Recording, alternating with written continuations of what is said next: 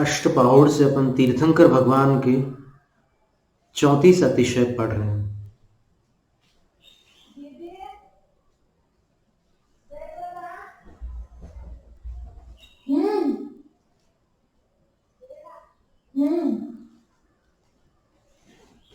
आठ अतिशय अपन पढ़ चुके हैं।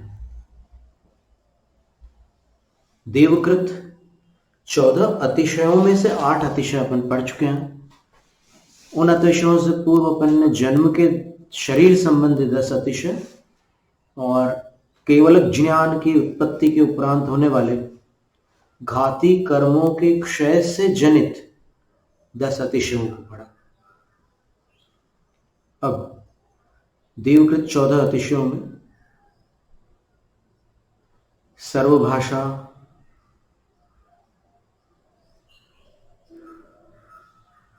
सर्व जनता मैत्री, सर्व ऋतुओं के फल पुष्प और कोमपल, प्रवाल जिनको कहते हैं नवीन पत्ते, फिर भूमि का रत्नमय हो जाना, दर्पण के समान स्वच्छ हो जाना, और वायु का पीछे से बहना, सुगंधित मंद शीतल वायु का पीछे से बहना, और सर्व लोगों को परम आनंद होना।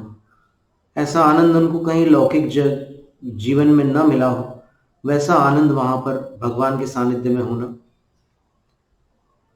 फिर एक योजन सामने की ओर जिनेंद्र भगवान जिस ओर विहार करेंगे उनकी सन्मुख दिशा में 1 योजन तक के भूमि का सम्मार्जन हो जाना। जो वायु कुमार देव हैं वहां से धूल, कांटे,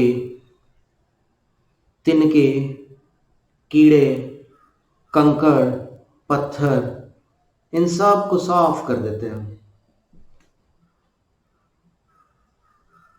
वो वहां पर जो जीव जंतु है उनकी विराधना नहीं होती, उनको व्यवस्थित ढंग से कर देते हैं लोग।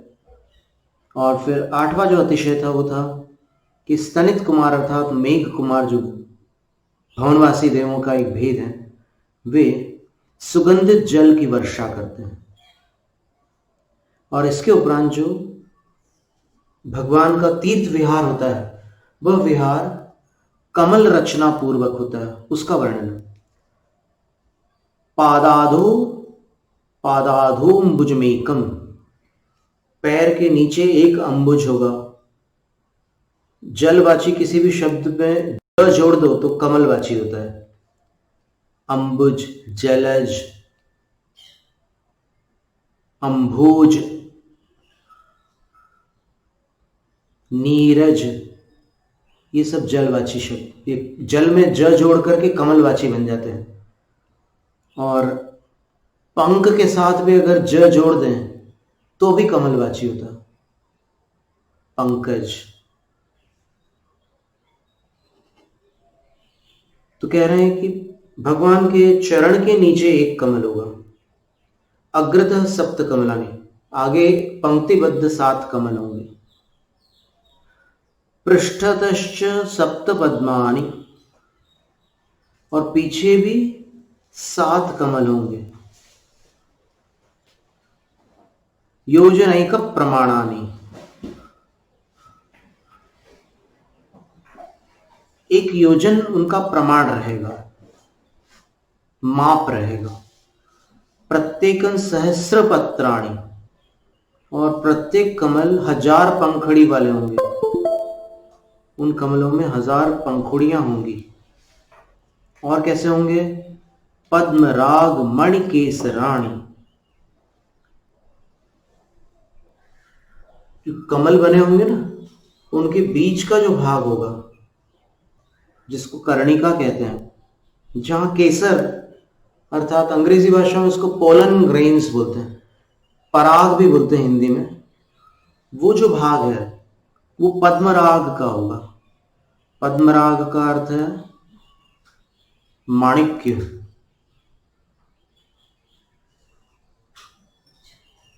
और वे अर्धयोजकानि भवन्ति, कर्णिका वाला जो भाग है ना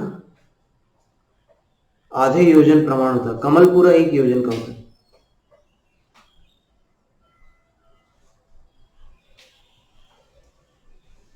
सर्व, अब ये एक अतिशय होगा, भगवान का गमन ऐसे होता है कमलों पर। और ये सामने की एक पंक्ति, पीछे की एक पंक्ति, ऐसी सर्व दिशाओं में 32 पंक्तियां होती, दिशाएं, विदिशाएं, अंतर दिशाएं, मध्य दिशाएं, सब मिलाकर 32 पंक्तियां होती है कमलों की। और 32 पंक्तियों में 7-7 कमल होंगे, तो 7 को 32 से गुणा करें, 224 कमल हो जाएंगे। और जिस कमल पर भगवान का पैर रखा है वो और गिन लेना, तो 225 कमल होंगे। फिर भगवान जब विहार करते हैं तो आगे की ओर विहार करेंगे, तो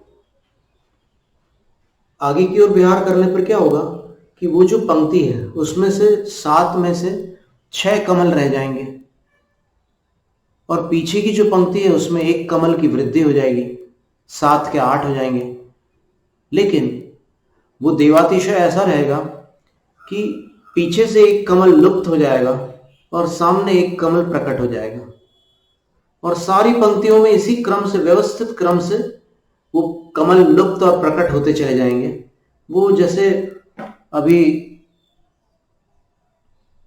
वो लाइट्स लगाए जाते हैं ना रात में, और उसमें से कुछ बंद हो जाती हैं, कुछ चालू हो जाते हैं, और कुछ चालू बंद होते रहते हैं, और फिर वो पंक्ति के रूप में ऐसे चलते हुए भी दिखते हैं। वो लाइट चलते नहीं है, वो पीछे के बंद हो रहे हैं, सामने के चालू हो रहे हैं, तो ऐसा लग रहा है कि वो लाइट ऐसे चलता हुआ जा रहा है। तो यहां पर तो ऐसा होता है कि वो कमल लुप्त हो ही जाते हैं और सामने कमल आ जाते हैं। अब वो दृश्य कितना सुंदर होता होगा, नीचे जिन्होंने देखा है उनको ही पता होगा, क्योंकि भगवान का गमन तो थोड़ा ऊपर हो रहा है और बाकी जो जनता है वो नीचे धरती पर चल रही है,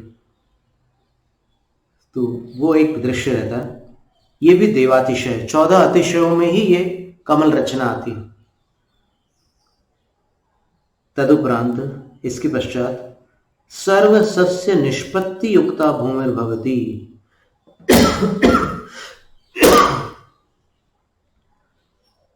सब सस्य का अर्थ होता है धान्य, अनाज, सभी सस्यों की। आपने सस्य शब्द तो अवश्य सुना होगा, सुना है कि नहीं? पहले हाँ या ना में उत्तर दीजिए। नहीं सुना है गुरुवर। अरे ऐसा कैसे हो सकता है? वंदे मातरम सुना है जी? अच्छा, सत्य नहीं, वहां श नहीं है, वो श उच्चारण अशुद्ध है। अच्छा, सत्य वास्तव में स है, साधु वाला स है। हाँ, हम लोग सत्य श्यामला पढ़ते हैं, वो थोड़ी चूक है। तो ये सस्य है, तो सस्य का अर्थ होता है धान्य।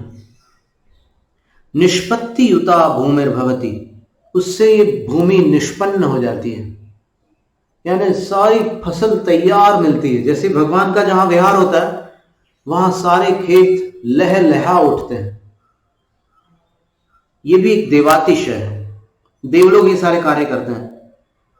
और शरत काल सरोवर सदृश माकाशम निर्मलम भवति, बहुत सुंदर उदाहरण दिया है। जैसे शरद ऋतु में वर्षा ऋतु जैसी समाप्त हुई, अनंत चतुर्दशी के बाद पूर्णिमा आई और वर्षा काल संपन्न हुआ। वर्षा योग संपन्न नहीं हुआ, वर्षा योग को तो संपन्न होने में कार्तिक पूर्णिमा आती है, और वैसे निष्ठापन की विधि जो होती है वो दीपावली वाली अमावस्या को होती है, तो उसकी चतुर्दशी को होती है। तो ऋतुओं का जो विभाग है उसको एक बार अपन सुन लेते हैं। कल्याणकारक ग्रंथ में 2 प्रकार से ऋतुओं का विभाजन है, पर जो एक प्रधान धारा है उसके अनुसार हम बता रहे हैं। वैसे चलन में जो है माघ शुक्ला पंचमी जो अभी आएगी, माघ शुक्ला पंचमी, इस पौष महीने के पश्चात जो माघ महीना आएगा उसके शुक्ल पक्ष की जो पंचमी आएगी, वहां से वसंत ऋतु प्रारंभ होगी, और 2-2 माह की एक ऋतु होती है। तो ये क्रम चलता है, पूरा साल भर चलता है। तो फिर एक साल के 360 दिनों में 6 ऋतु हो जाती है, और माह जो होता है 30 दिन का होता है। ये अंग्रेजी माह की बात नहीं चल रही यहां पर, क्योंकि यहाँ एग्जैक्ट जो माह होता है वो 31 डेज और 29 या 28 डेज वाला नहीं चलता, 30 दिन का ही एक महीना होता है। अब वो नाम से आप फरवरी को 28 की फरवरी कह देते हैं, और जनवरी 31 की होती है, दिसंबर 31 का होता, जुलाई अगस्त दोनों 31 के होते हैं, लगातार दो महीने 31 के आ जाते हैं। फिर सी अप जू 29 के, बाकी के 31, 28 की फरवरी, चौथे सन 29, ऐसा एक दोहा है ना। तो सी सितंबर, अप यानी अप्रैल, जू यानी जून, और नवंबर, ये 4 महीने जो होते हैं 30 दिनों के होते हैं। बाकी के 31, बाकी जितने महीने हैं वो सब 31 दिनों के होते हैं। और 28 की फरवरी जो होती है वो 28 महीने की होती है, पर चौथे सन 29, चौथे वर्ष में वह 29 दिनों की हो जाती है फरवरी। तो ये एक क्रम चलता है। लेकिन जो माह यहां पर अपन गिनते हैं, अपनी आयु अगर अपन देखें तो अगर 30-30 दिन के हिसाब से दिनों की गणना निकालें, ऐसे ऐप भी है ना, डेज काउंट करने वाले भी ऐप्स हैं। एज कैलकुलेटर एक ऐप है, इसमें एज कैलकुलेटर ऐप में आप अपनी डेट को फीड कर दीजिए, select your date of birth, इसमें अपने तारीख डाल दीजिए। तो तारीख डालोगे तो फिर वो बता देगा कि अभी तक आपके कितने दिन हुए हैं, जन्म से लेकर अभी तक आप कितने दिन के हुए हैं, और उन दिनों को आप 360 से भाजित कर दीजिए, 360 से डिवाइड कर दीजिए, तो एग्जैक्ट आपके ईयर्स आएंगे। और अगर आप वैसे गिनोगे अंग्रेजी कैलेंडर के अनुसार, तो निश्चित रूप से आपके वर्ष कम आएंगे, क्योंकि हर साल कम से कम 5 दिन तो ज्यादा हो गिनती में आ ही जाते हैं, और उन 5 दिनों को वो काउंट नहीं करते, वो एक ही साल में गिन लेते हैं 5 दिनों को। तो एक कालावधि व्यतीत होने पर अपनी आयु के बाद अपन जितनी आयु मान रहे हैं उससे 1 साल अधिक हो ही जाते हैं। जब 5 को गिनते गिनते वो 360 तक के पहुंचेंगे, जैसे हम यहां से बता रहे हैं आपको कितने वर्ष लगेंगे।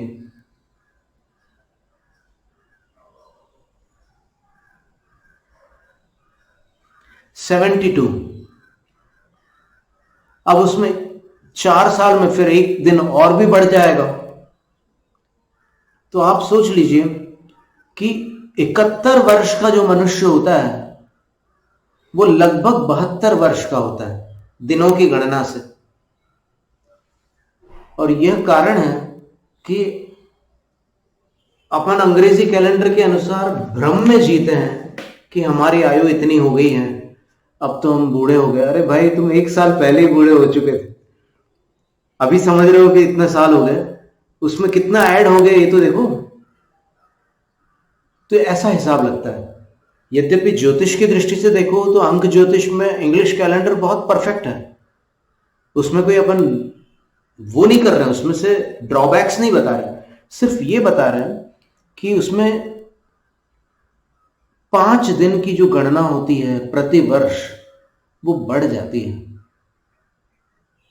और अपन जिस दिन जन्म दिवस मनाते हैं उस दिन डेट के हिसाब से तो बिल्कुल सही मनाते हैं, न्यूमरोलॉजी के हिसाब से भी सही रहता है, लेकिन गिनती के हिसाब से देखें तो फिर आयु की वृद्धि अलग होती है। तो यहां पर बात यह है कि जो ऋतुओं की बात चल रही है उसमें कल्याणकारक ग्रंथ में उग्रादित्य आचार्य महाराज ने जो ऋतुएं दी हैं, ऋतु का प्रारंभ चैत्र माह से होता है। वसंत ऋतु को प्रधान मानते हुए चैत्र और वैशाख ऋतु गर्म तो होती है, लेकिन इतनी ज्यादा गर्मी नहीं होती ये जितनी जेठ और आषाढ़ में होती है। आषाढ़ में जब तक पानी नहीं गिर जाता तब तक भयंकर गर्मी पड़ती है। तो मई जून की गर्मी मार्च अप्रैल की गर्मी से अधिक होती है, और वो समय चैत्र माह का होता है। तो चैत्र और वैशाख माह ये वसंत ऋतु है। ज्येष्ठ और आषाढ़ कौन सी ऋतु होगी? अब तो आप समझ गए, ग्रीष्म ऋतु। फिर इसके बाद श्रावण और भादो, भाद्रपद जिसको कहते हैं, वे वर्षा ऋतु के माह हैं, क्योंकि एक ऋतु 2 महीने की बताई है।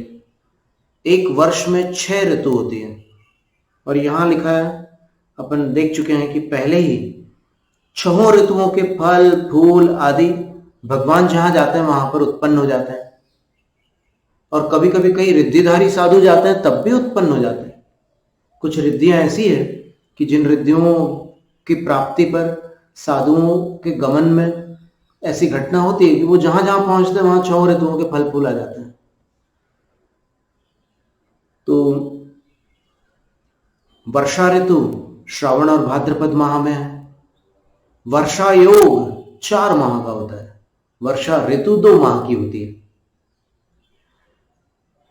वर्षा योग को चौमासा भी बोलते हैं, और कुछ लोग अभी चातुर्मास लिखते हैं। वैसे अपन देखें तो चतुर्मास शब्द होता है शास्त्र में। आचार्य समंतभद्र स्वामी ने भी चातुर्मास शब्द का प्रयोग न करके चतुर्मास शब्द का प्रयोग किया है। और चातुर्मास अगर बोलना ही हो तो स में य जोड़कर बोलना होगा, जैसे वर्णी जी बोलते थे चातुर्मास्य। तो जैसे ही भादो माह की पूर्णिमा चली गई तो उसके बाद जो माह आएगा वो आश्विन और कार्तिक माह है। आश्विन माह को आसोज कहते हैं, कुंवार भी कहते हैं। और आश्विन माह के बाद कार्तिक माह आता है। अपन जानते हैं अष्टानिका में अपन ने मैना सुंदरी और श्रीपाल की भव्य कथा यहां पर सुनी थी। तो ये 2 माह जो होते हैं ये शरद ऋतु के महीने होते हैं। शरद ऋतु, भाद्रपद पूर्णिमा के उपरांत शरद ऋतु प्रारंभ होती है। और शरद ऋतु की विशेषता यह है कि शरद ऋतु में जो नदी और सरोवरों का पानी वर्षा ऋतु में मटमैला होता है, शरद ऋतु में वो एकदम स्वच्छ हो जाता है।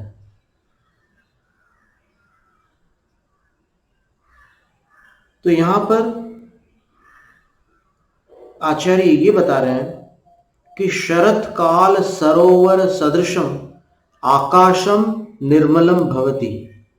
शरद ऋतु के सरोवर के सदृश समान आकाश निर्मल हो जाता है। जहां जहां भगवान जाते हैं वहां पर आकाश में बादल नहीं होते, बिल्कुल निरभ्र आकाश होता है, बादल रहित आकाश होता है। अब शेष ऋतुओं को भी अपन सुन लेते हैं, क्योंकि अपन ने मूल विषय तो ले ही लिया कि देवों का एक ऐसा अतिशय भी होता है कि जहां जहां भगवान जाएंगे वहां से बादल छट जाएंगे, आकाश बिल्कुल स्वच्छ हो जाएगा। आकाश में धूल धुआं वगैरह कुछ भी नहीं रहेगा, बादल भी नहीं रहेंगे, और फिर और भी कोई ऐसी वस्तु नहीं रहेगी जिससे उसकी स्वच्छता बाधित हो। बिल्कुल स्वच्छ हो जाएगा आकाश। फिर शरद ऋतु के उपरांत हेमंत ऋतु आती है। हेमंत ऋतु के माह कौन से हैं? जो अभी चल रहे हैं। मगसिर, जिसको मार्गशीर्ष कहते हैं, अथवा अगहन भी कहते हैं, अगहन, और पौष माह जो अभी प्रारंभ हुआ है। अभी जो पूर्णिमा गई ना, वो मार्गशीर्ष पूर्णिमा थी, और अभी ये पौष माह है।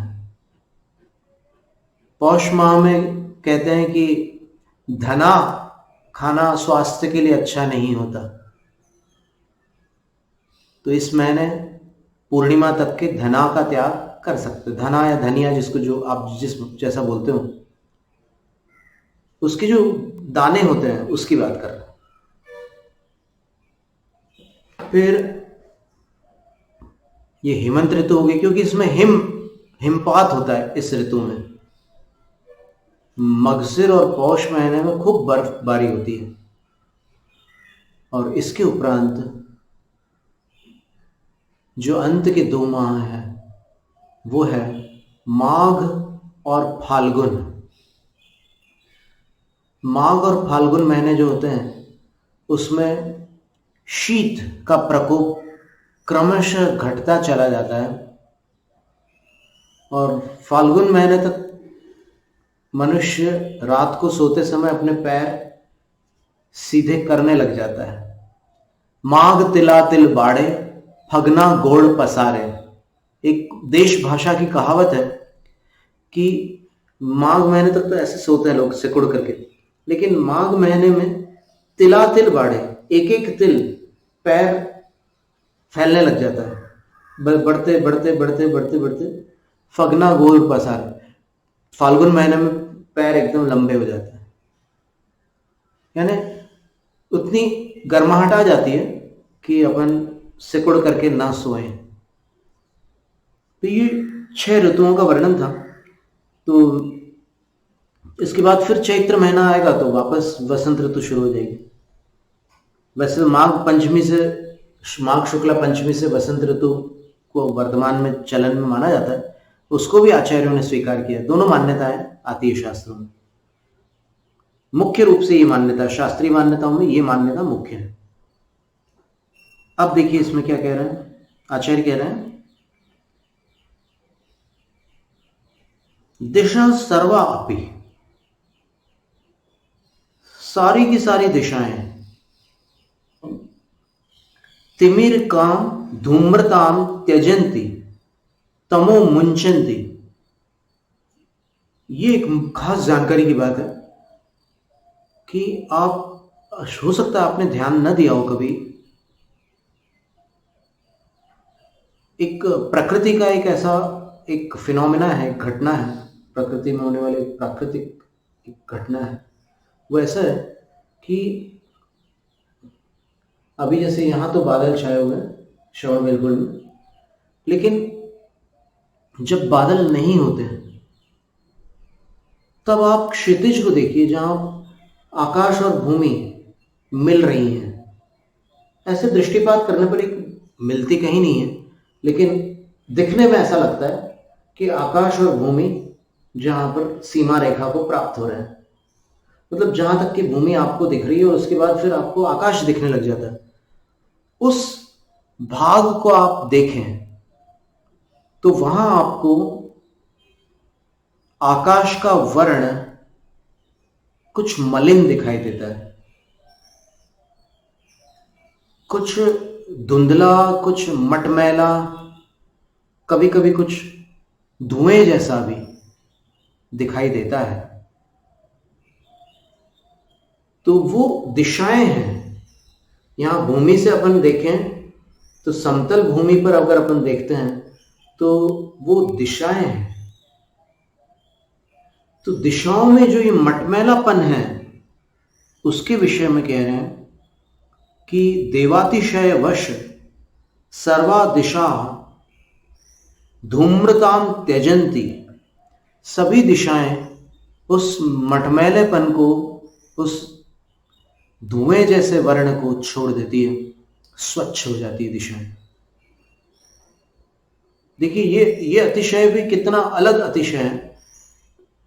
हमें लग रहा है कि आप सुनने वालों में कई लोगों ने तो ध्यान दिया होगा कभी उस दिशा में कि ऐसा ऐसा होता है। कुछ लोगों का कभी ध्यान ही नहीं जाता उस तरफ। जो ज्यादा दुनियादारी में फंसे रहते हैं, प्रकृति की ओर कभी दृष्टिपात करते ही नहीं, उनको पता ही नहीं रहता है कि ऐसा भी कुछ होता है। लेकिन चलो कभी अभी मौका मिले तो देख लेना कैसी स्थिति रहती है।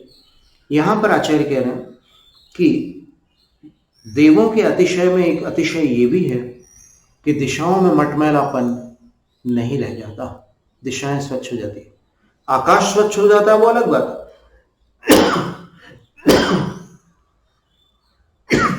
दिशाएं भी स्वच्छ हो जाती है।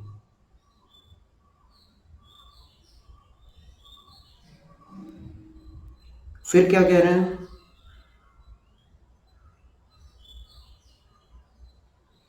शलभा अपि दिशो नाच्छादयन्ति धूलिर नोड्डीयते।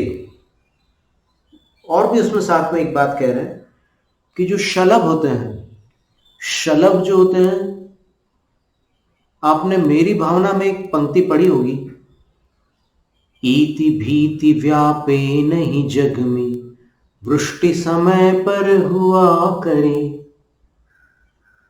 धर्मनिष्ठ होकर राजा भी न्याय प्रजा का किया करे। तो इसमें आपने इति शब्द सुना है, वो इति शब्द इति शब्द से अलग है। इति का अर्थ होता है इस प्रकार, या कोई विषय समाप्त करना होता है तो इत्यलम, इति, इति का अर्थ समाप्ति होता है। लेकिन ये शब्द जो है इति है, दीर्घ ई है। अब इति का अर्थ क्या होता है? इति भीति व्यापे नहीं जग में, इति का भीति, इति की भीति अर्थात इति का भय जगत में व्याप्त न हो, वो इति क्या है? तो उसके विषय में कोश के अंदर देखने पर पता चलता है कि 6 प्रकार की इतियां होती हैं। अतिवृष्टि अनावृष्टि, अतिवृष्टि अनावृष्टि मूषका शलभा शुका,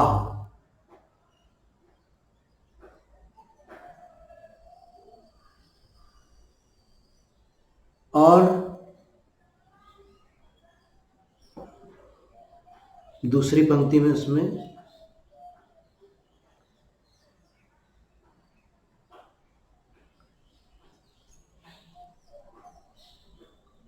एक शब्द और है,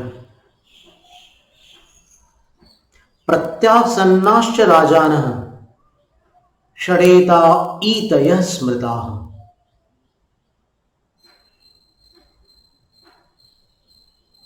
इनके अर्थ हम बताते हैं आपको। 6 प्रकार की ईतियां होती हैं जिनसे प्रजा भयभीत रहती है। पहली ईति है अतिवृष्टि, बहुत अधिक वर्षा हो जाए तो एक प्रकार से तबाही हो जाती है। दूसरी ईति है अनावृष्टि, बरसात हो ही नहीं रही है, तब भी बड़ी समस्या हो जाती है, अकाल पड़ जाता है। फिर मूषका, भारी मात्रा में चूहों का उपद्रव हो जाए तो सारे अनाज और सारी गोदामें और बहुत तबाही मचा देते हैं चूहे। फिर चौथी ईति है शलभा, जो अभी अपन पढ़ रहे हैं यहां पर। शलभ का अर्थ होता है, अंग्रेजी भाषा में उसको लोकस्ट कहते हैं। एक कीड़ा है जो इतना बड़ा होता है, उसको वो झुंड के झुंड आते हैं और फिर खेतों की बर्बादी में वो संलग्न हो जाते हैं, पूरे खेत बर्बाद कर डालते हैं। उनको टिड्डी दल भी कहते हैं, आपने सुना हो टिड्डी दल। ग्रास हॉपर जैसा ही रहता है लोकस्ट, ग्रास हॉपर से थोड़ा बड़ा होता है और वो पूरी फसलों को नष्ट कर डालते हैं। ये भी एक प्रकार की ईति है। और एक साथ झुंड के झुंड आते हैं तो पूरे मतलब आकाश अपने को नीला नहीं दिखाई देता, आच्छादित कर देते हैं वो आकाश को। इनको अंग्रेजी भाषा में शलभ कहते हैं।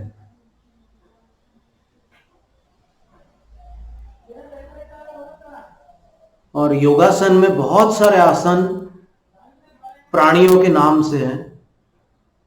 बकासन, कुक्कुटासन, गरुड़ासन, मयूरासन, कितने पक्षियों के नाम से आसन है, और जानवरों के नाम से भी कई आसन है। मार्जार आसन, ऐसे कई आसन जानवरों के नाम से भी है। और कुछ कीड़ों के नाम से भी आसन है, शलभ आसन, क्योंकि ये टिड्डी दल में जो लोकस्ट होता है, ये जो प्राणी होता है, वो जब बैठता है तो उसके पीछे के पैर बड़े होते हैं, तो पीछे वाला भाग ऐसे उठा रहता है। तो शलभ आसन में क्या किया जाता है? शलभ आसन में ऐसे अपन उल्टे लेट जाते हैं और लेट करके कमर के नीचे वाला भाग जो होता है उसको ऐसे ऊपर उठाते हैं, जमीन से ऐसे ऊपर कर लेते हैं। तो इसको शलभासन कहते हैं। शशांक आसन, खरगोश वाला आसन, शशांक खरगोश को कहते हैं। तो आसनों में इंसान के नाम से कोई आसन नहीं मिलेगा आपको। कुछ आसन ऐसे भी हैं जो जैसे वीरासन है, या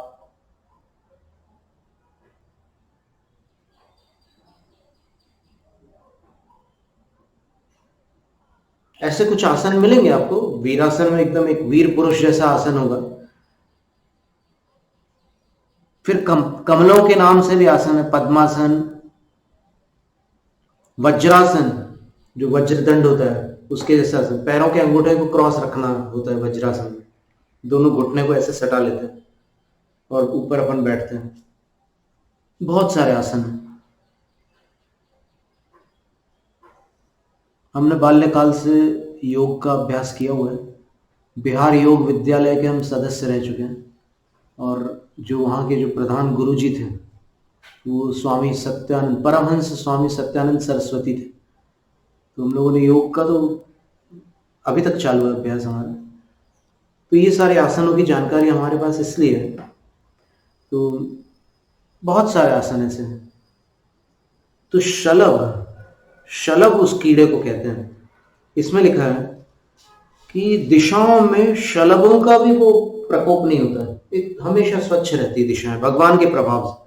वहां पर देवलोग आते हैं और वो ऐसा अतिशय करते हैं कि वहां पर वो टिड्डी दल नहीं आ सकते।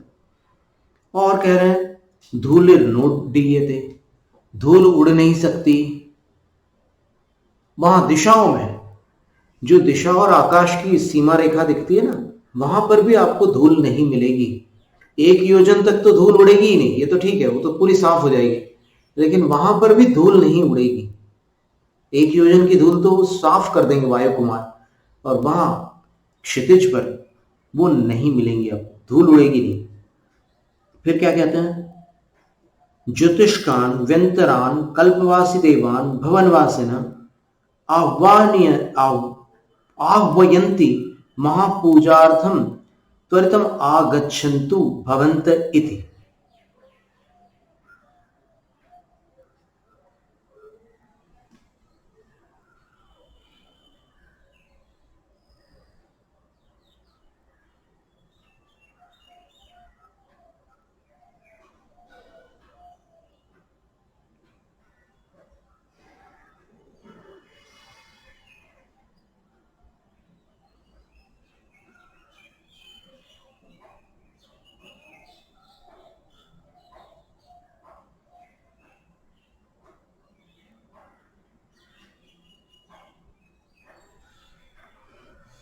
और ऐसा लगता है मानो सब दिशाएं ज्योतिष्क देवों को, व्यंतर देवों को, कल्पवासी देवों को और भवनवासी देवों को भगवान की पूजा के लिए आमंत्रित करती हैं। ये भी एक देवातिशय है। कुर्वन्त्यन्ये समन्ततो व्याह्वानम, चारों दिशाओं से सब देव, जो भी देव लोग जहां जिन दिशाओं में हैं, उन सब का स्वागत होता है कि आओ आओ भगवान की पूजा करो, भगवान की पूजा करो। सबको भगवान की पूजा के लिए आमंत्रण मिलता है। और एक बड़ा सुंदर अतिशय है, क्या लिखा है उसमें, अरसहस्रम रत्नमयम रवि तेजस तिरस्कारकम धर्म चक्रम अग्रे गंगने निराधारम गच्छति। बहुत सुंदर बात है। जब भगवान का विहार होता है तब उनके सामने 1000 आरों वाला रत्नमयी सूर्य के तेज को तिरस्कृत करने वाला धर्म चक्र, जिस चक्रवर्ती के पास चक्रवर्ती का चक्र होता है, जिनेंद्र तीर्थंकर के पास ये धर्म चक्र होता है, वह धर्म चक्र 1000 आरों वाला होता है। आरों का अर्थ क्या होगा, जो उसके नुकीले भाग होते हैं चक्र के, वो आरे कहलाते हैं। 1000 आरे होते हैं उस चक्र के। और देखो हम आपको एक चित्र दिखाते हैं। धर्मस्थल में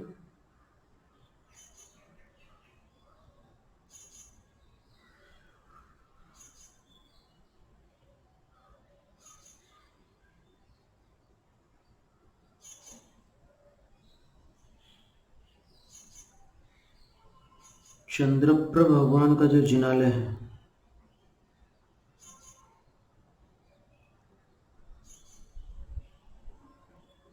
धर्मस्थल नाम सुना होगा आपने। वहां रत्नागिरी बाहुबली स्वामी है। ये देखिए, हो रहे दर्शन। जी जी गुरुदेव, हो रहे दर्शन। चंद्रप्रभ भगवान के पीछे इन्होंने जो भामंडल बनाया है, जी ये भामंडल आरो वाला है, देखिए आप। जी तो जो धर्म चक्र होता है भगवान जिनेंद्र का, उसमें ऐसे 1000 आरे होते हैं और पूरा रत्नों का बना होता है। ये संभवतः धातु का बना, चांदी का होगा। लेकिन भगवान का जो भामंडल, भगवान का जो धर्म चक्र होता है, वह 1000 आरों वाला होता है। ये भी देवकृत अतिशय है, वो आगे आगे अपने आप चलता है भगवान के विहार में। और जब भगवान रुक जाता है तो समवसरण में उस धर्म चक्र को सर्वाण्य यक्ष और सनत कुमार यक्ष ऐसे सिर पर धारण करते हैं।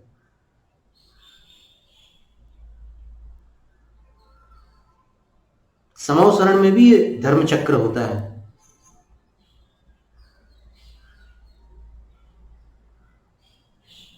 और 14 अतिशयों में अंतिम जो अतिशय है वो है अष्टमंगलानि भवन्ति। अष्टमंगल होते हैं वहां पर। कौन से अष्टमंगल? छत्र ध्वज दर्पण कलश चामर भृंगार ताल सुप्रतिष्ठक इत्यष्टमंगलानि चतुर्दशो अतिशयः। ये 14वां अतिशय है जिसमें अष्टमंगल होते हैं भगवान के। वो अष्टमंगल कौन से हैं? तो बोले छत्र होता है, अष्ट प्रात्याहार्य वाला छत्र अलग है, अष्टमंगल वाला छत्र अलग है। छत्र होता है, ध्वज ध्वजा होती है, फिर दर्पण होता है, तीसरा मंगल दर्पण है, चौथा कलश है, पांचवा चामर है, चामर प्रातिहार्य भिन्न है इससे। फिर छठा जो है वो भृंगार है। भृंगार का अर्थ कलश है लेकिन उसमें टोटी है, उसको झारी कहा जाता है, भृंगार। फिर ताल है, ताल का अर्थ व्यजन, व्यजन को बुंदेलखंड में बिजना बोलते हैं। हाथ पंखा, ये भी मंगल है, मंगल द्रव्य है ताल।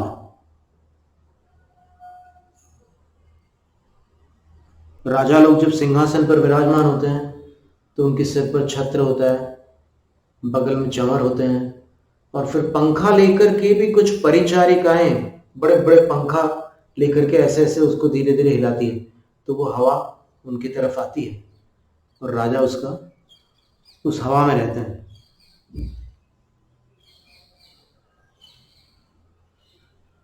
तो ये ताल कहलाता है, बिजना कहलाता है, हाथ पंखा भी इसको कहते हैं। बहुत अच्छी डिजाइन का होता है। अभी अपन साधारण देखेंगे तो फिर वो बांस के डंडे वाला होता है और उसके अंदर एक बांस ऐसा रहता है कि जिसमें आप उसको पकड़ लो और ऐसे घुमाते रहो, वो घूमता रहता है। वो भी एक तकनीक है। उसके अंदर से वो बांस का ही डंडा जाता है और ये बड़ा बाहर वाला भी बांस का ही होता है, अंदर से खोखला होता है, तो उसके अंदर से एक डंडा जाता है, नीचे थोड़ा फैला हुआ हिस्सा रहता है बांस के डंडे में, तो वो निकल नहीं जाता उधर से। और ऊपर जो है वो पंखा वो लोग अच्छी तरह से अपनी कारीगरी से बनाते हैं और उसको ऐसे ऐसे घुमाते हैं, तो हाथ पंखा होता है। प्लास्टिक का भी आता है, लेकिन ये कुटीर उद्योग वाले जो होते हैं वो उससे बनाते हैं, ओरिजिनल, जो ऑर्गेनिक कह सकते हैं आप उसको। वैसे ऑर्गेनिक और इनऑर्गेनिक भोजन में ज्यादा प्रयोग में आता है, तो उस टाइप का है। तो ये ताल, ये भी अष्टमंगल में से एक है। और फिर सुप्रतिष्ठक, सुप्रतिष्ठक का अर्थ होता है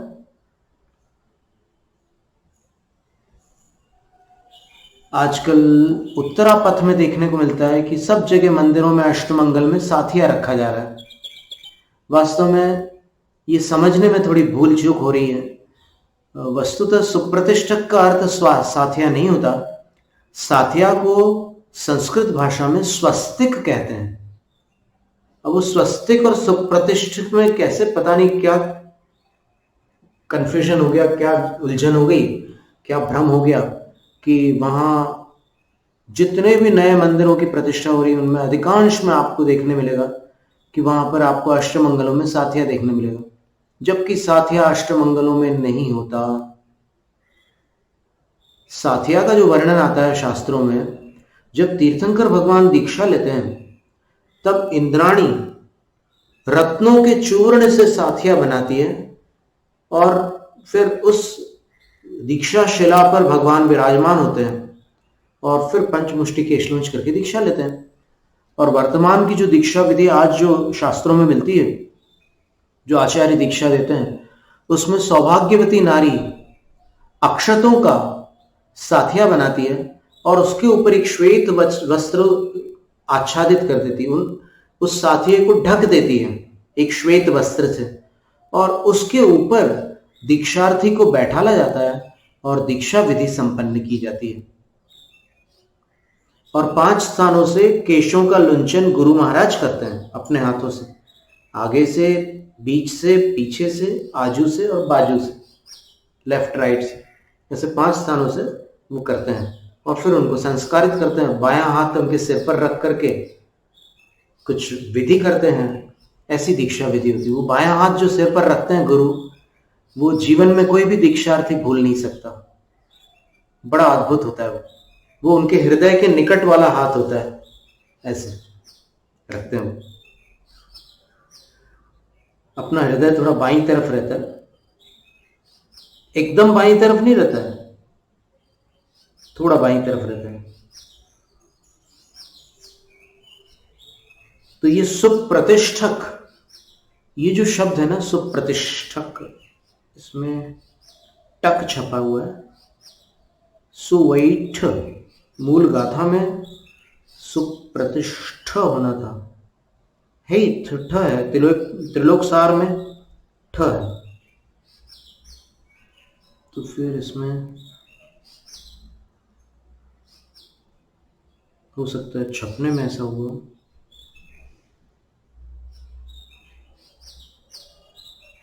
अनुवाद में तो उन्होंने अलग अनुवाद ही दे दिया, उसका अर्थ ही बता दिया है, मूल शब्द नहीं दिया। एक काम करते हैं,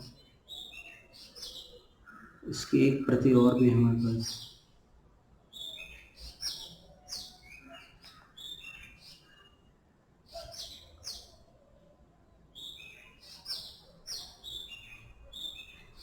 गाथा क्रमांक 32 थी, उस प्रति में देखते हैं गाथा क्रमांक 32 में पाठ क्या दिया।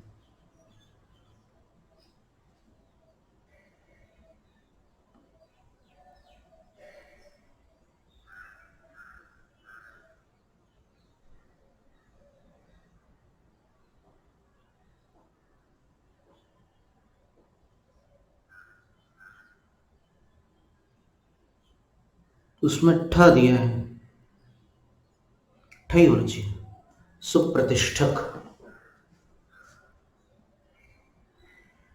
इसका अर्थ क्या होगा? और इसको मंगल द्रव्य माना गया है, अष्टमंगलों में अंतिम यही है, सुप्रतिष्ठक। त्रिलोक सार की टीका में देखते हैं अपन। ये सब हम आगम के प्रमाण इसलिए दे रहे हैं कि आप में अगर कोई श्रोता ऐसे हों जो अन्य किसी के साथ इस चर्चा को करते समय सामने अगर कोई प्रश्न आ जाए कि इसका क्या प्रमाण है, तो वो प्रमाण दिखा सके, इसलिए हम आपके सामने ये बात रख रहे हैं। क्योंकि क्या होता है कि कई बार कई लोग प्रमाण मांगते हैं और वो ज़रूरी है, इस काल में बहुत आवश्यक हो गया है, क्योंकि बिना प्रमाण के बहुत सारी बातें आज चल रही है और उससे जनता भ्रमित हो जाती है। तो हम आपके सामने वो रख देते हैं।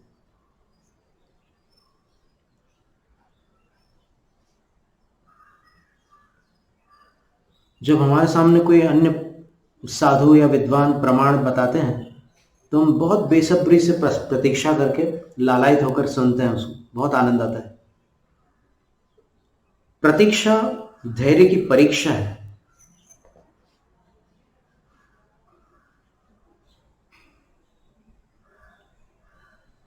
हम टीका वाला निकाल रहे हैं ना, हमारे पास त्रिलोकसार की कई अच्छी अच्छी प्रतियां हैं।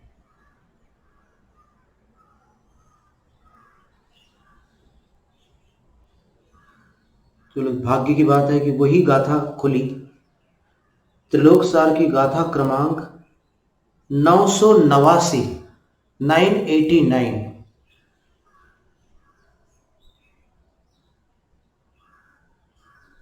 इसमें लिखा है, भिंगार कलश दर्पण वीण धय चामरादवत् महा सुवैठ मंगलाणीय अट्ठहि सयाणि पतेयम। भृंगार कलश दर्पण वीजन ध्वज चामर ध्वज चामरात पत्र सुप्रतिष्ठान्यष्ट मंगलानि तानि मंगलानि पुनः प्रत्येकम मष्टाधिक शत प्रमितानि भवन्ति। ये एक एक नहीं होते अष्टमंगल, प्रत्येक 108 108 होते हैं। छत्र 108 होंगे, चंवर 108 होंगे, झारियां 108 होंगी, कलश 108 होंगे, दर्पण 108 होंगे, बिजना 108 होंगे, पंखा हाथ पंखा, ध्वजाएं 108 होंगी, सुप्रतिष्ठ भी 108 होंगे। ये सुप्रतिष्ठ क्या है? तो इसके 200 वर्ष पुराने अनुवाद में देखते हैं।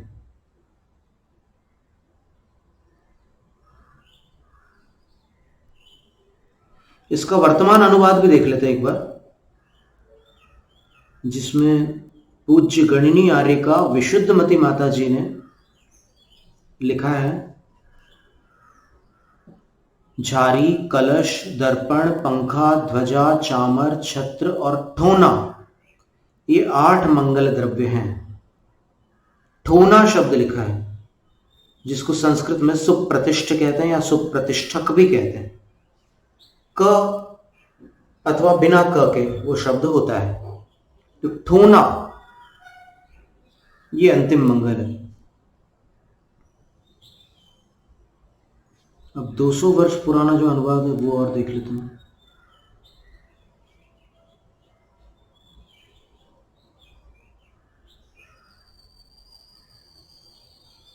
मिल गया।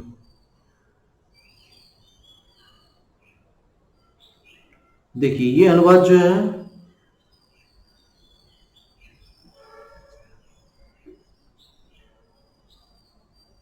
एक विद्वान द्वारा किया हुआ है। पंडित टोडरमल जी का नाम सुना होगा आपने।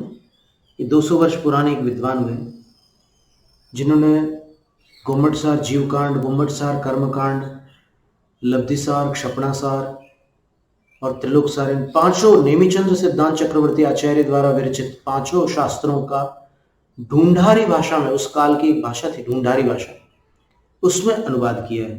तो हम आपको पढ़ के सुना रहे। अर्थ: झारी, कलश, आरसा, दर्पण को वो आरसा लिख रहे हैं, संस्कृत में आदर्श भी कहते हैं दर्पण को। बीजना, ध्वजा, चामर, छत्र, अर, ठौना, ये 8 मंगल द्रव्य हैं। ते एक एक मंगल द्रव्य 108 प्रमाण तहां हो है। ढूंढारी भाषा में अर्थ एकदम सिंपल है। झारी, कलश, दर्पण, हाथ पंखा, ध्वजा, चामर, छत्र और ठोना, ये अष्टमंगल द्रव्य होते हैं और ये प्रत्येक 108 108 होते हैं। देवातिशय है ये। अतिशय क्यों है ये? क्योंकि आप यहां पर इस पंचम काल में ऐसा प्रश्न उठा सकते हैं कि आज भी मंदिर में 108 की संख्या में इन 8 मंगल द्रव्यों को स्थापित किया जा सकता है। उसमें इसको अतिशय क्यों कहा जा रहा है? तो उसका समाधान ये है कि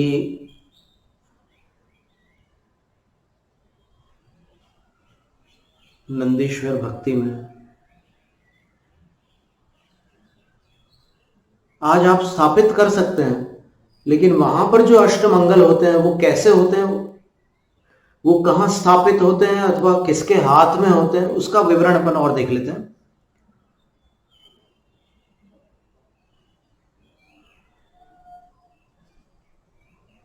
नंदीश्वर भक्ति में आचार्य पूज्यपाद स्वामी ने ये वर्णन किया है।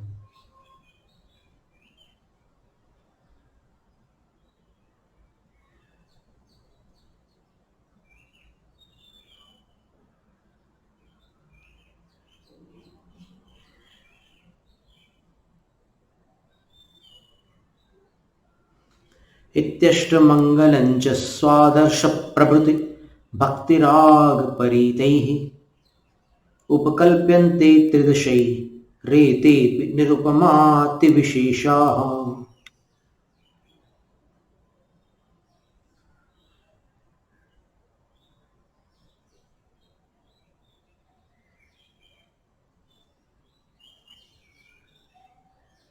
इस तरह के अष्टमंगल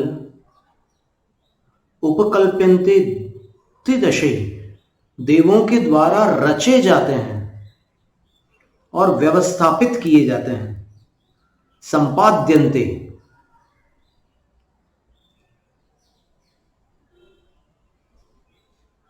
स्वादर्श प्रवृत्ति दर्पण आदिक अष्ट मंगल द्रव्य छत्र ध्वज कलश चामर सुप्रतीक।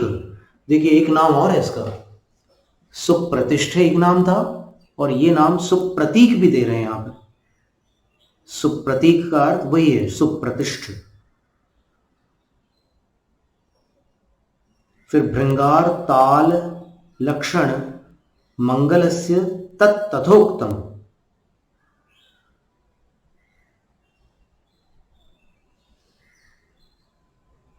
देवों के द्वारा रचित होते हैं अतिशय। कैसे होते हैं वो देव? भक्ति राग परितैः युक्तैः।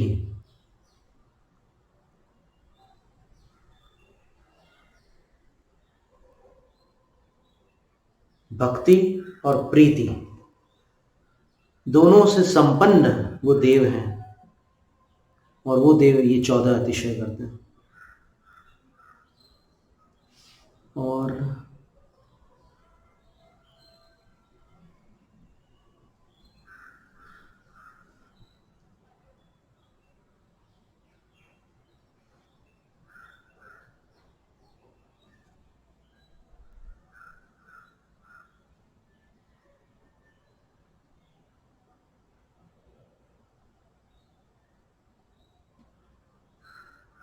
एक खास बात और भी आई है इसमें कि जब नंदीश्वर में वो कल्याण महोत्सव करते हैं, पंच कल्याण तीर्थंकर के तो साक्षात होते ही हैं, लेकिन कुछ जो बड़े महामहोत्सव को कल्याण कहते हैं ना, कल्याण का अर्थ महामहोत्सव।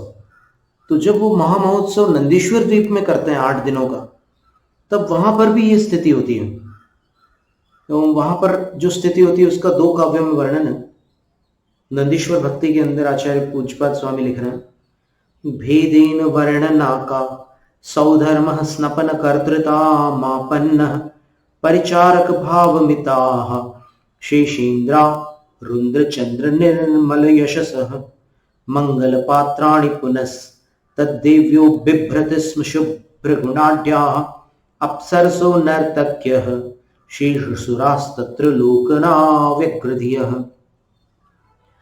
अलग अलग हम क्या वर्णन करें वहां की शोभा का। कहां की शोभा का? नंदीश्वर के अभिषेक महोत्सव की शोभा का। सौधर्म स्नपन कर्तृता मापन्न, जब सौधर्म स्नपन कर्तृता को प्राप्त होता है, अर्थात जब सौधर्म इंद्र अभिषेक करता है, तब शेष इंद्रा बाकी सारे के सारे इंद्र यो रुद्र चंद्र निर्मल यशस, उज्ज्वल चंद्रमा के समान निर्मल है यश जिनका, ऐसे शेष इंद्र सौधर्म इंद्र के अभिषेक करते समय परिचारक भाव मिला, सेवक जैसे हो जाते हैं। यानी सौधर्म इंद्र अभिषेक कर रहा है तो सारे बाकी इंद्र जो है वो कोई चंवर लेकर ढोने लग जाता है, कोई छत्र पकड़ लेता है, और कोई इस तरह से सब सेवक जैसा काम करने लग जाते हैं, और इंद्र के हाथ में भी पात्र पकड़ाने लग जाते हैं, अभिषेक के पात्र जो होते हैं।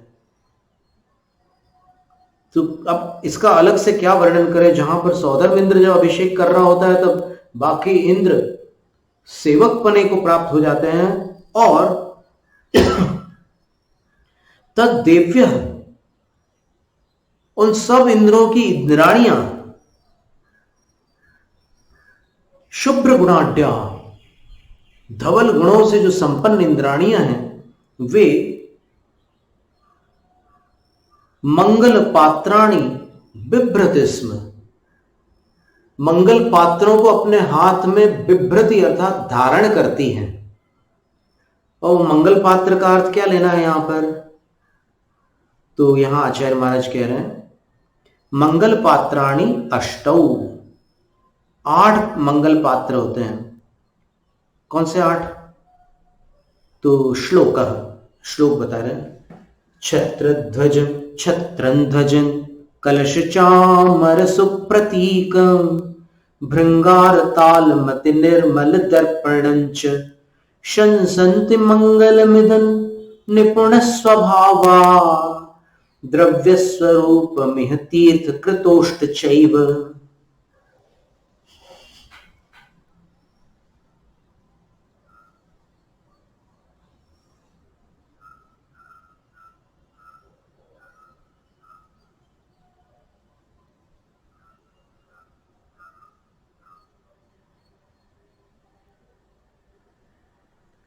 छत्रम ध्वजम कलश चामर सुप्रतीकम, समाहार द्वंद्व समास कर दिया। भृंगार ताल अति निर्मल दर्पणंच निपुण स्वभावा इदम मंगलम शंसन्ति, कुशल है स्वभाव जिनका, ऐसे ज्ञानी जन इन 8 को अष्टमंगल के रूप में प्रशंसित करते हैं, इनकी प्रशंसा अष्टमंगल के रूप में करते हैं, इन 8 पदार्थों की। और इस जगत में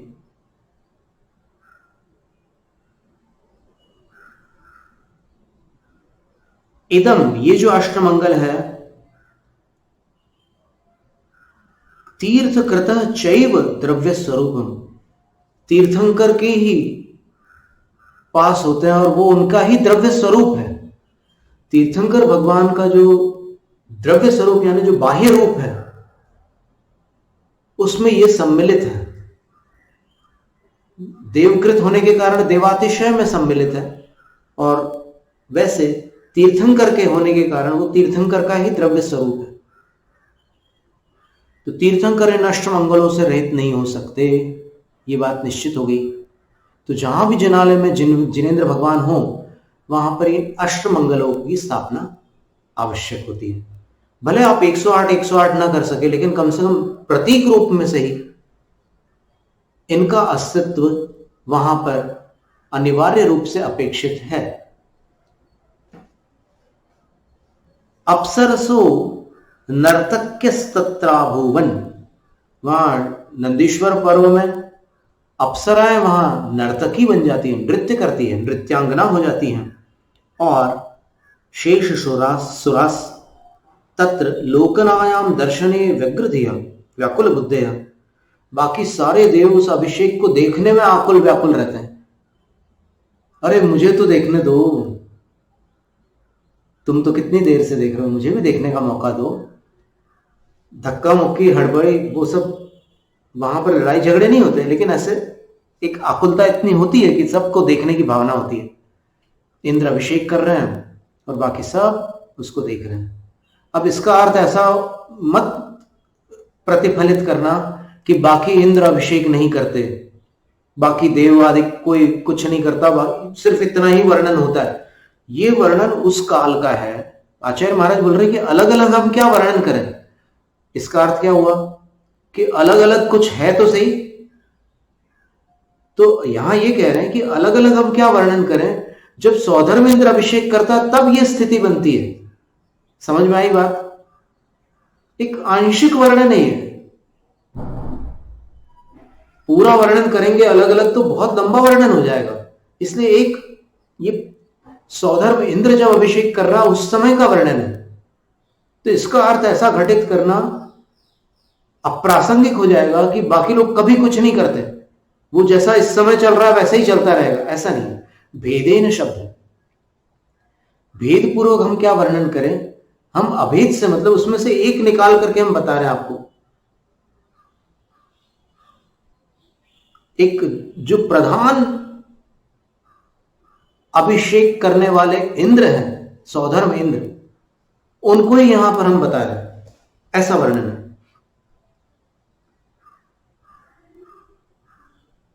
तो इस तरह ये देवकृत 14 अतिशयों का वर्णन अपन ने पढ़ा। सुप्रतीक या सुप्रतिष्ठ ठोने का पर्यायवाची है। इसमें एक एक के अर्थ भी दिए हैं। छत्र और ध्वज तो प्रसिद्ध है।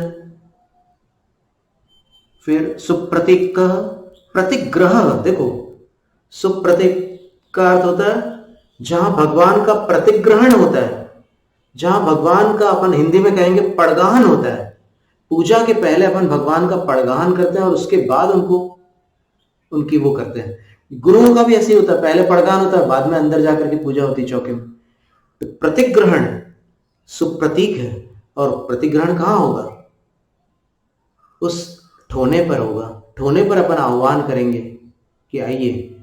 साक्षात भले हैं भगवान वहां पर, लेकिन फिर भी उनको अपने निकट बुलाने के लिए ठोने पर बुलाया जाता है। ऐसी एक प्रक्रिया, उसको पुरस्कार की विधि बोलते हैं। तो विधि का अपन यहां पर लोप नहीं कर सकते। अपन तर्क करते हैं, देखो चरणानुयोग में तर्क करते हैं, द्रव्यानुयोग में जहां तर्क करना आवश्यक है वहां तर्क करते हैं, और प्रथमानुयोग में तर्क कर चरणानुयोग में तर्क करते हैं। चरणानुयोग तर्क का विषय नहीं है।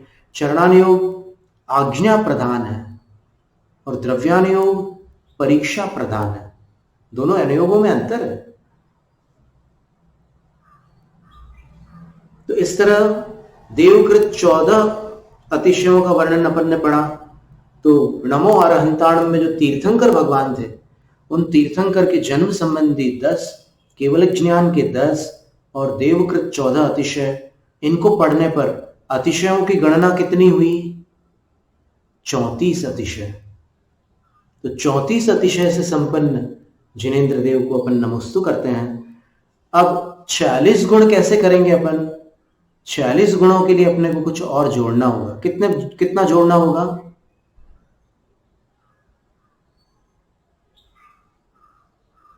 34 में 12 जोड़ोगे तब 46 गुण होंगे। तो 12 जो है बचे हुए, उनमें 8 तो प्रातिहार्य है और 4 जो भगवान का अनंत चतुष्टय है, अनंत ज्ञान, अनंत दर्शन, अनंत सुख और अनंत वीर्य, ये 4 है। ऐसे 46 गुणों के धारक नमः अर्हद्भ्यः, नमो अर्हंताण, तीर्थंकर भगवान होते हैं, उनको नमस्ते। उदक चंदन पेंडुल पुष्प कैश चरु सुदीप सुधूप फलार्घ्य कई धवल मंगल गान रवाकुले जिन गृहे जिन्नाथ महम यजे। ओम ह्रां ह्रीं ह्रूं ह्रौं ग्रह अस्याउसा देव शास्त्र गुरुभ्यो नर्घ्य पद प्राप्तेर्घ्यं निर्वपामीति स्वाहा। जैनम जयतु शासनम।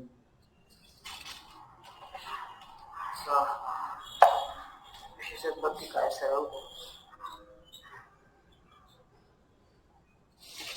आज समय अधिक हो गया, अपन उदक चंदन कर लीजिए, प्रश्न फिर पूछेंगे, ठीक है जी महाराज जी। उदक चंदन कर लीजिए, समय अधिक हो गया, आज 9:30 क्रॉस हो गया।